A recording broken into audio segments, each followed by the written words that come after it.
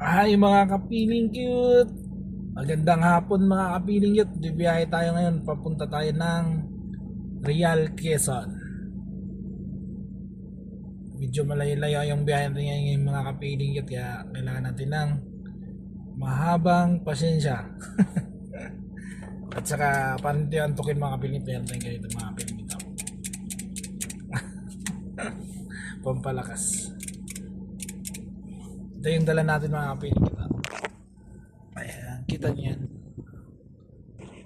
Montero Sports. Malayo yung biyahe natin ngayon mga kapiling cute. Kaya nakita yung may baon na panalangin, dasal para ilayo tayo sa kapahamakan, di ba? Sa layo lang natin isipin mga kapiling cute, nasa mabuting kalagayan tayo. So tuloy-tuloy lang tayo sa pangarap natin para matupad.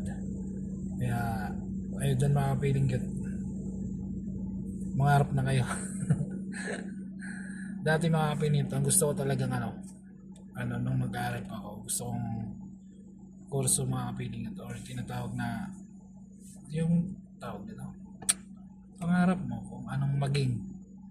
Gusto ko talaga maging tourism mga kapiling at hindi tayo nakapagtapos mga kapiling ng tourism.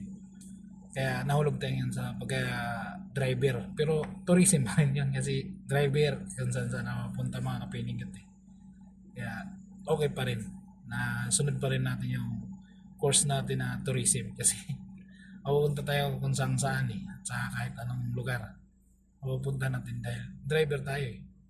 Kaya ngayon mga kapilingkot, pag hindi nyo natupad yung pangarap nyo, okay lang yan. At least doon pa rin yung papunta.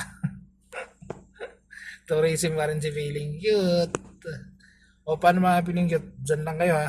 Dito lang din ako. Bye bye. God bless you all.